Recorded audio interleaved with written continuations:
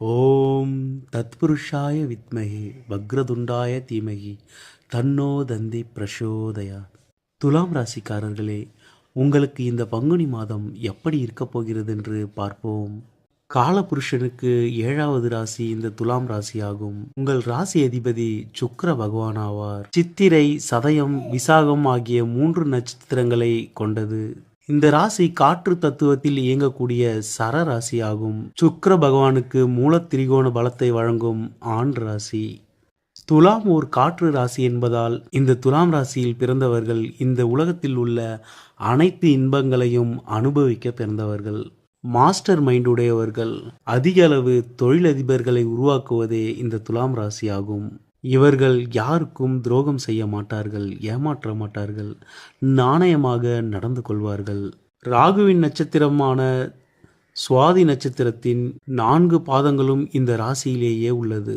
இவர்கள் அழுத்தக்காரர்களாகவும் பிறர்க்கு உதவும் மனப்பான்மை கொண்டவர்களாகவும் இருப்பார்கள். இவர்களை அவ்வளவு சீக்கிரம் நம்மால் எடை போடவே முடியாது. அதேபோல் இவர்களிடமிருந்து எந்த ஒரு விஷயத்தையும் தெரிந்து கொள்ள நினைப்பது கடினம். தன் கண்ணீரையும் கஷ்டங்களையும் வெளிக்காட்டி கொள்ள விரும்ப மாட்டார்கள். எனவேதான் இவர்களின் கண்ணீரை துடைத்தது தலையணையாகவே இருக்கும். துலாம் ராசிக்காரர்களே, உங்கள் வாழ்வின் கஷ்டகாலங்கள் அனைத்தும் முடிந்துவிட்டது. இனி நீங்கள் மகிழ்ச்சியாகவும் சந்தோஷமாகவும் முன்னேற வேண்டிய நேரம் இது.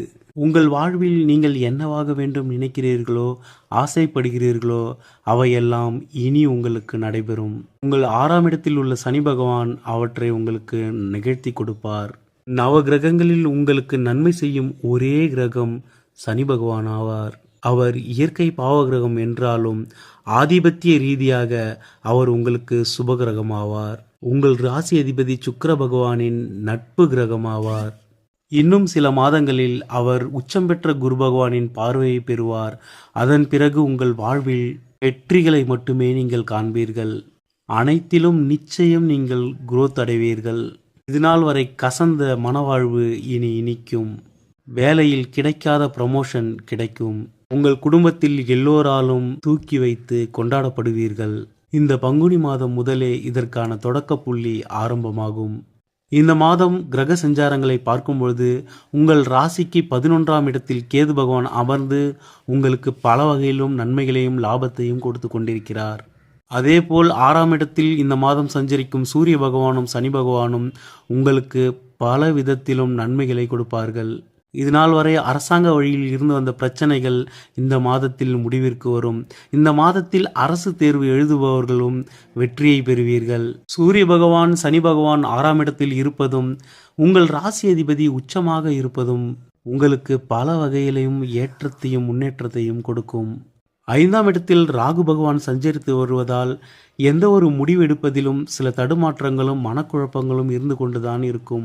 அது மட்டுமின்றி ராகு பகவானின் பிடியில் செவ்வாய் பகவானும் புதன் பகவானும் இருப்பதால் உங்கள் குடும்பத்திலும் வேலையிலும் இதனால் வரை சில பிரச்சனைகளை சந்தித்து வந்திருப்பீர்கள். அந்த அனைத்து பிரச்சனைகளும் இந்த மாதத்தில் முடிவிற்கு வரும். நீண்ட நாட்களாக நீங்கள் ஏதேனும் பிரச்சனைகளில் இருந்தீர்கள் என்றால் அந்த பிரச்சனைகளை முடிப்பதற்கு இந்த மாதம் முயற்சி செய்யுங்கள். நிச்சயம் வெற்றி பெறுவீர்கள். திருமணத்திற்கு பெண் தேடிக்கொண்டிருப்பவர்களுக்கும் திருமணத்திற்கு மணமகன் தேடிக்கொண்டிருப்பவர்களுக்கும் இந்த மாதத்தில் நல்ல வரன் அமையும். வேலை தேடிக்கொண்டிருப்பவர்களுக்கு நிச்சயம் வேலை அமையும். இந்த மார்ச் மாதம் 24ஆம் தேதிக்கு பிறகு சுக்கிர பகவான் உங்கள் ராசிக்கு 7ஆம் இடமான மேஷ ராசியில் சஞ்சரிப்பார். ராசி அதிபதி 7ஆம் இடத்தில் சஞ்சரிப்பதும் அவரின் 7ஆம் பார்வை ராசியை பார்ப்பதாலும் மன மகிழ்ச்சியை உண்டு பண்ணும் பல விஷயங்கள் இந்த மாதத்தில் உங்களுக்கு நடக்கும். உங்கள் கலத்திரத்தின் மூலம் ஆதாயத்தை பெறுவீர்கள். வீடு, மனை, நிலம் வாங்க நினைப்பவர்கள் இந்த மாதத்தில் அதற்கான முயற்சிகளை மேற்கொள்ளுங்கள். வெற்றியை அடைவீர்கள். உங்களுக்கு திசாபுத்திகள் சரியில்லாத நிலையில் இருந்தாலும் இந்த கோச்சார அமைப்புகள் உங்களுக்கு நன்மையை ஏற்படுத்தும். வேலையிலும் தொழிலிலும் இந்த மாதம் லாபத்தை காண்பீர்கள். இந்த மாதத்தில் பரிகாரமாக ராகு பகவானுக்கு மட்டும் பரிகாரத்தை மேற்கொள்ளுங்கள். 5ஆம் இடத்தில் உள்ள ராகு பகவான் தன் சுயசாரமான சதயம் நட்சத்திரத்தில் பயணப்பட்டு கொண்டிருப்பதால் உங்கள் ஆழ் மனதில் பல சஞ்சலங்களை கொடுத்து கொண்டிருப்பார். பிரம்மாண்ட ஆசைகளை கொடுத்து நடைமுறையில் நிகழக்கூடியவற்றை தடுத்து கொண்டிருப்பார். எனவே சனிக்கிழமை ராவுகால நேரத்தில் துர்க்கை அம்மனுக்கு விளக்கேற்றி வழிபட்டு வாருங்கள். துலாம் ராசிக்காரர்களே, எதிர்வரும் அடுத்த 2-3 வருடங்கள் உங்களுக்கான வருடம். வளர்ச்சிக்கான முயற்சிகளை தொடங்க ஆரம்பித்து விடுங்கள்.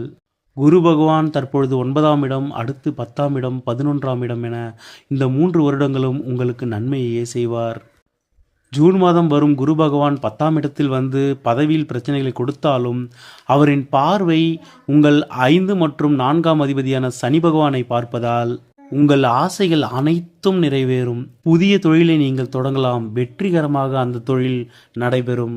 அடிக்கடி வேலை மாற்றம் ஏற்பட்டாலும் அடுத்தடுத்த உயர் பதவிகள் உங்களுக்கு கிடைக்கும். ஊதியத்திலும் உயர்வு ஏற்படும். சனி பகவான் உச்சம் பெற்ற குருவின் வாங்கி சஞ்சரிக்க போகின்ற 1 வருட காலமும் பொக்கிஷமான காலமாகும். உங்கள் லைஃப் ஸ்டைலை மாற்றும் ஓர் காலமாக இந்த காலகட்டம் அமையும். துலாம் ராசிக்காரர்களே, இறைவனின் துணை என்றும் உங்களுக்கு இருக்கட்டும். நன்றி.